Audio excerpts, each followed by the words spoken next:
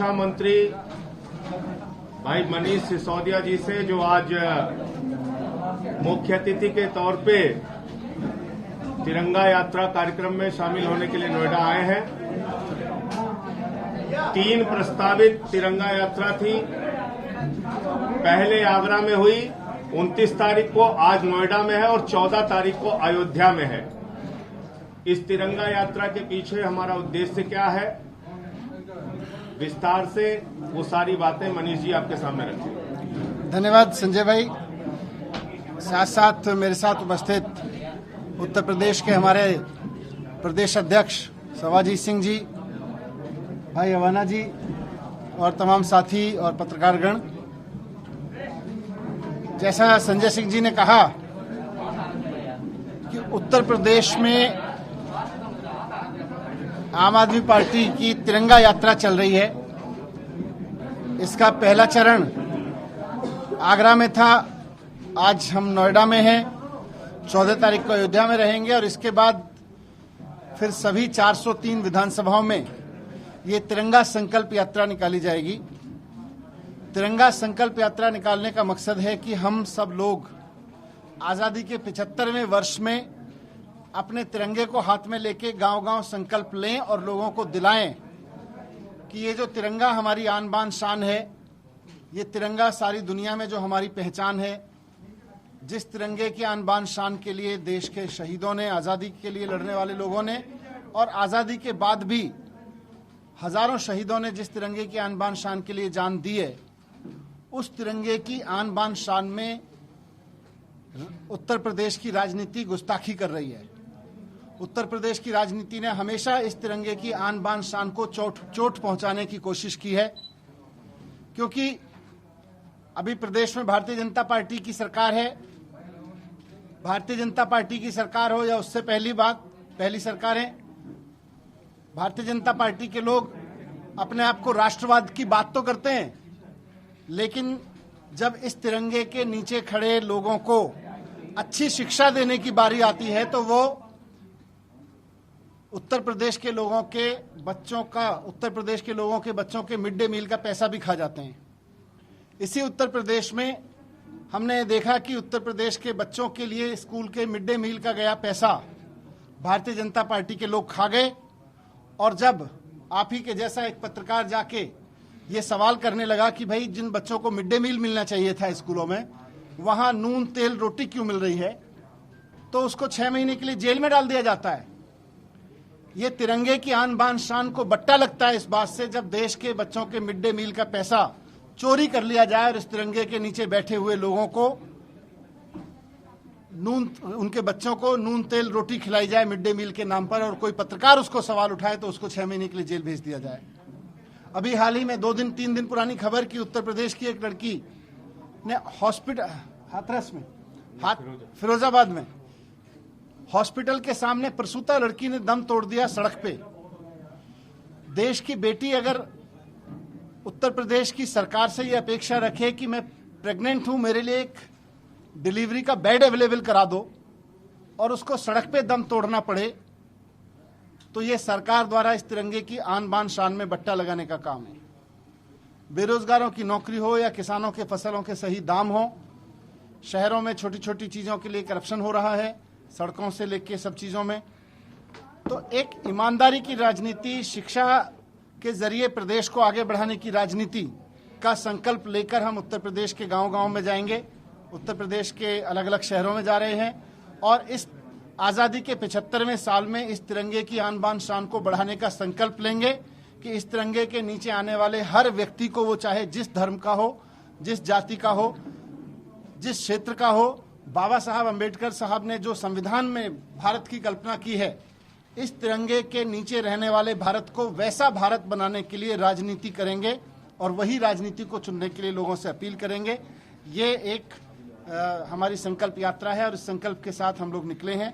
आज नोएडा में है, मुझे बहुत खुशी है कि आप लोग यहाँ आए इस प्रेस कॉन्फ्रेंस में। आपके कुछ सवाल हो या संजय भाई इसमें कुछ जोड़ना चाहते हैं?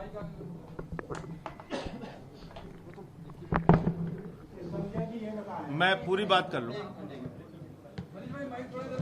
403 उत्तर प्रदेश की विधानसभाओं में ये तिरंगा यात्रा आयोजित की जाएगी 14 तारीख को। जैसा मैंने बताया कि मनीष सिसोदिया जी की एक तिरंगा यात्रा और अयोध्या में है, उसके बाद 403 विधानसभाओं में तिरंगा यात्रा होगी। भारत की आन बान शान तिरंगे के नीचे खड़े होकर हम लोग संकल्प लेंगे कि उत्तर प्रदेश को भ्रष्टाचार मुक्त बनाएंगे, उत्तर प्रदेश में किसानों को फसल का दाम मिलेगा, गरीब के घर में 300 यूनिट बिजली फ्री की रोशनी होगी, पानी मुफ्त मिलेगा, नौजवानों के हाथों को रोजगार मिलेगा और नहीं रोजगार दे पाए तो बेरोजगारी भत्ता देंगे। उत्तर प्रदेश में माताओं बहनों को सुरक्षा मिलेगी, मुफ्त इलाज मिलेगा, मुफ्त शिक्षा मिलेगी। ये सपना हम सब लोग भारत माता की आन बान शान तिरंगे के नीचे खड़े होकर संकल्प लेके पूरा करेंगे और 403 विधानसभाओं में आम आदमी पार्टी पूरे उत्तर प्रदेश में चुनाव लड़ेगी। अभी मनीष सिसोदिया जी आगरा गए थे तो हम लोगों के ऊपर मुकदमा लिख दिया गया। 517 लोगों पे मुकदमा लिखा गया, जिसमें से 17 लोगों को नामजद किया गया, 500 लोगों को अज्ञात रखा गया। मैं पूछना चाहता हूं, क्या उत्तर प्रदेश में ब्रिटिश हुकूमत चल रही है?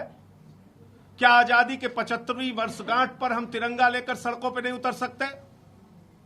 यह लड़ाई कमल का झंडा बनाम तिरंगा झंडा की है। कमल का झंडा बड़ा है या तिरंगा झंडा? जन आशीर्वाद यात्रा में हजारों लोग कमल का झंडा लेके निकलते हैं, उन पे कोई एफआईआर मुकदमा नहीं होता। तिरंगा झंडा अगर मनीष सिसोदिया लेके निकलते हैं, हम लोग निकलते हैं, तो हमारे ऊपर मुकदमा हो जा रहा है। भारतवर्ष में अगर हम तिरंगा लेके नहीं निकलेंगे तो कहां निकलेंगे? इसलिए आदित्यनाथ जी से कहना चाहते हैं, एक नहीं 1000 मुकदमा कीजिए। उत्तर प्रदेश के गांव गांव में तिरंगा यात्रा निकलेगी। तिरंगा हमारी आन बान और शान है और 130 करोड़ भारतीयों का स्वाभिमान है, सम्मान है, हमारे लिए गर्व की बात है। तो इसलिए ऐसा करके आप हमें रोक नहीं सकते, मुकदमे आप चाहे जितना लिख लें। दूसरी बात, आज नोएडा की यात्रा में आने के लिए कई जगहों पे लोगों को नोटिसेस भेज भेज के रोका जा रहा है। क्या तिरंगा यात्रा में लोगों को आना अपराध है? तो ये जन आशीर्वाद यात्रा तो मुर्दाबाद यात्रा हो गई है बीजेपी की। हर जगह उनकी मुर्दाबाद लग रही है मंत्रियों की, उसके बावजूद वो लोग यात्रा निकाल रहे हैं और हमारी तिरंगा यात्रा को इतना बड़ा जन समर्थन मिल रहा है, इससे लोग बौखला गए, डरे हुए हैं। तो इसका फैसला उत्तर प्रदेश की जनता आने वाले दिनों में करेगी और व्यापक तौर पे और बड़े पैमाने पे हम लोग ये यात्राएं आयोजित करेंगे। आप लोगों के कोई सवाल हो? आपने कहा लोग रोक रहे हैं, नोटिस भेजकर कौन रोक रहा है? मतलब किसकी तरफ से? आदित्यनाथ जी की सरकार रोक रही है। सरकार किसकी है? बीजेपी की है। आदित्यनाथ जी की सरकार है। मैंने वो चिट्ठी ट्वीट की है, देख लीजिए आप।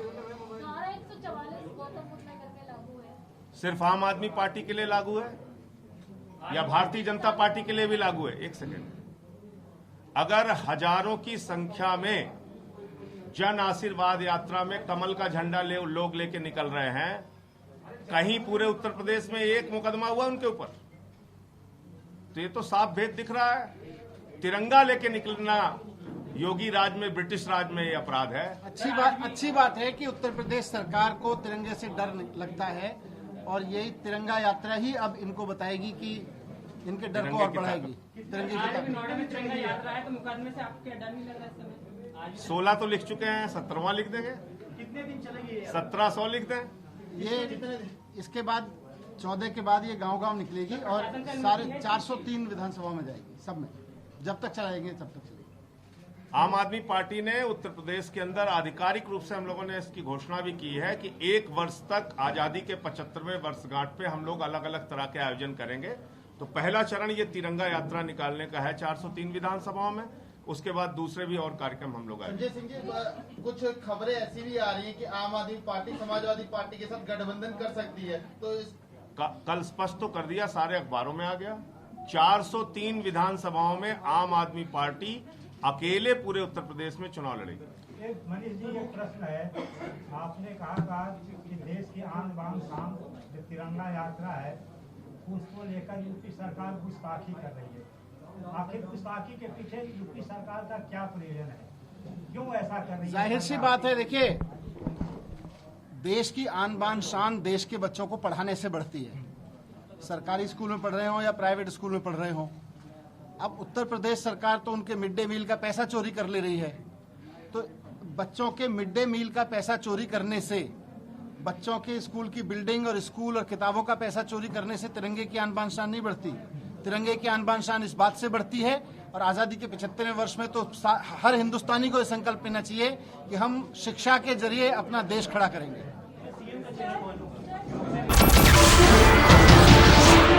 नमस्कार, मैं हूं मानक गुप्ता।